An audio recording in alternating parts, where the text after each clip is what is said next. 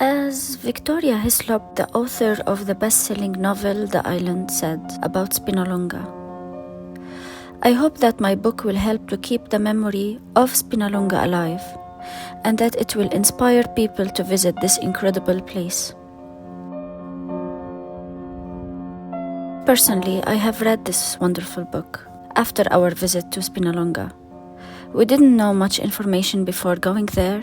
I knew it had a great significance and that it had a troubled past. That was all I knew.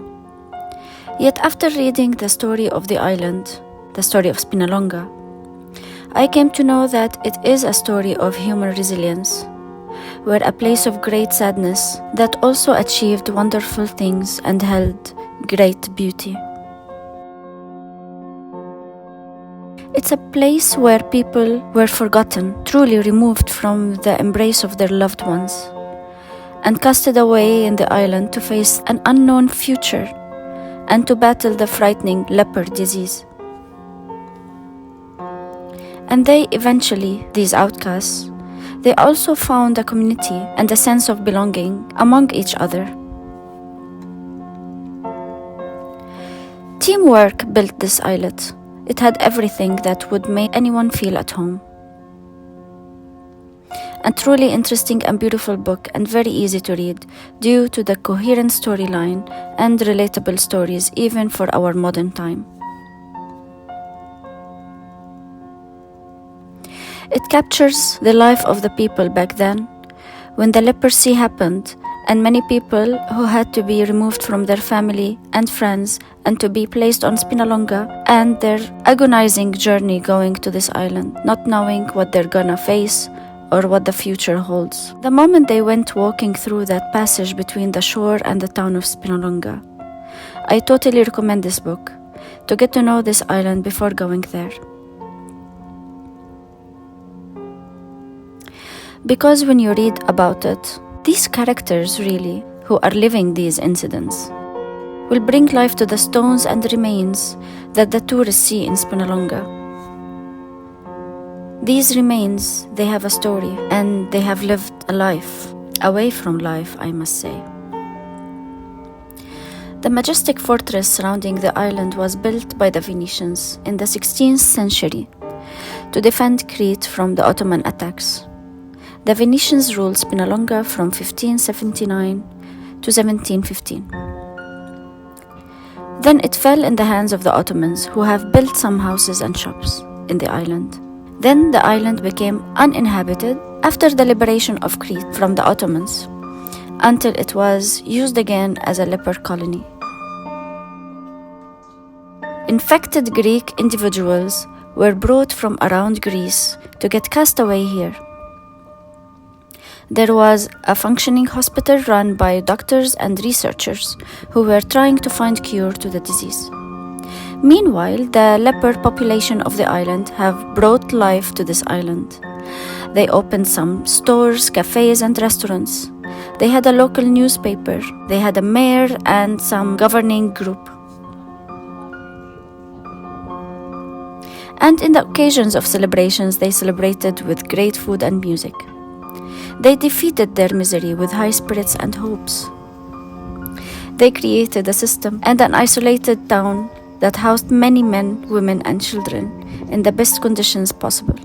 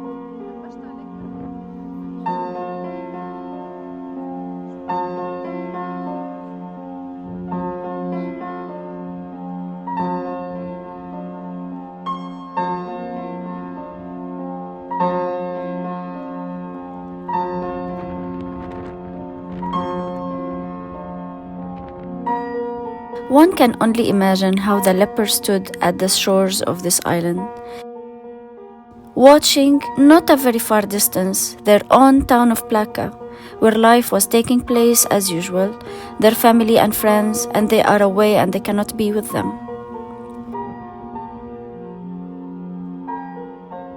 Standing here thinking of the many diseased people who, out of despair, ended their lives, throwing themselves from the heights of the fortress.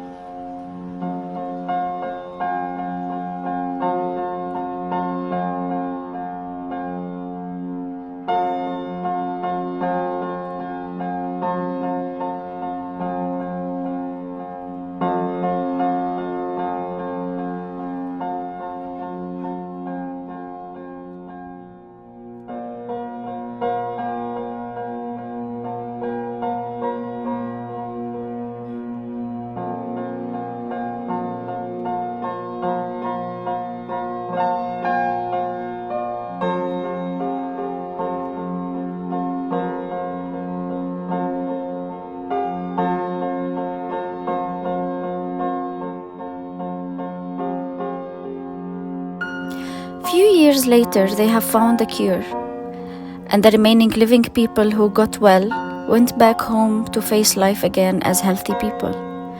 And now, this island stands a witness to everything that happened. The bittersweet story of Spinalonga. We have come to Ilunda many years ago, and we had a picture with Spinalonga from ashore. And I'm standing here remembering all this.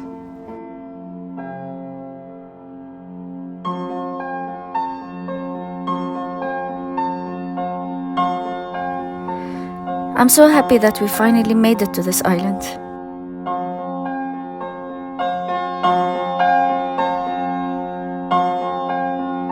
What an island is this island.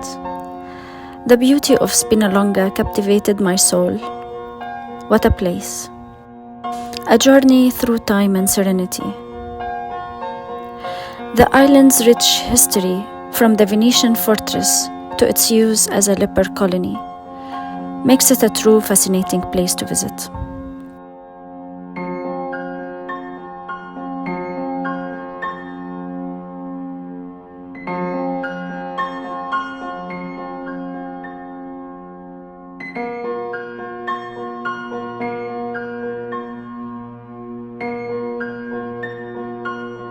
And then you have the scenery. Spinalonga sits in the middle of a beautiful bay, offering stunning views of the surrounding coastline. The history and walking around to explore the island, and then when I learned more about it, reading the book by Victoria Hislop, a journey etched in my cherished memories.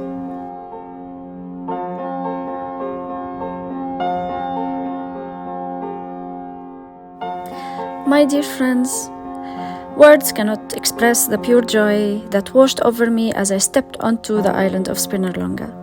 The sun-kissed stones beneath my feet, the salty breeze whispering tales of resilience, and the breathtaking panorama of the azure Aegean Sea.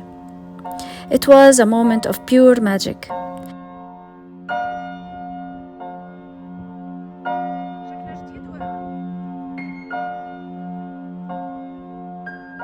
Each crumbling archway and weathered inscription whispered stories of a bygone era.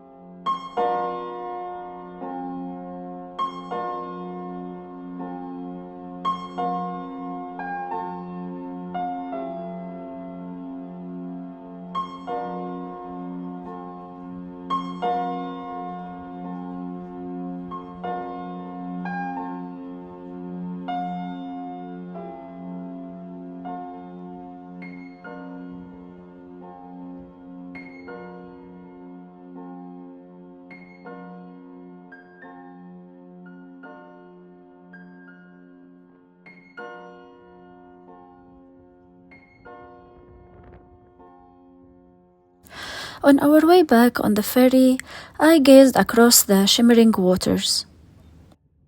I felt an overwhelming sense of gratitude. Gratitude for the opportunity to witness such a significant historical site, to connect with the past, and to appreciate the resilience of the human spirit.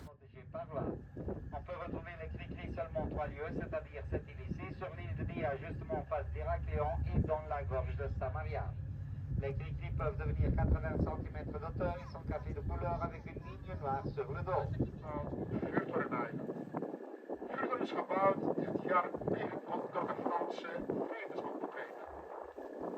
eiland is dat gebied uit die bandes of die zijn wilde steenbokken die staan uit.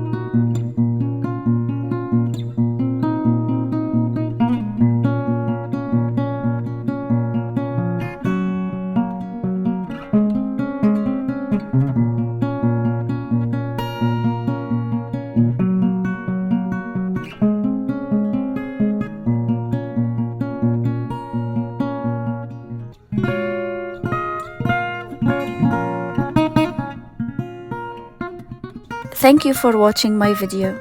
I hope you'd help me grow my channel by sharing these videos and subscribing.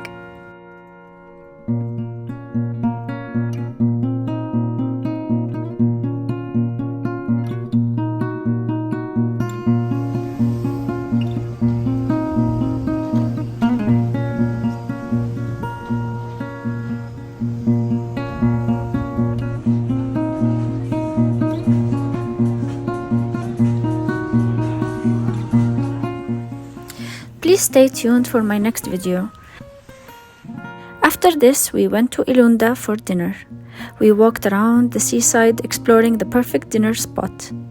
All the restaurants were interesting and full of people dining on the porch over the water. So spectacular. So please stay tuned for my next video and see you there.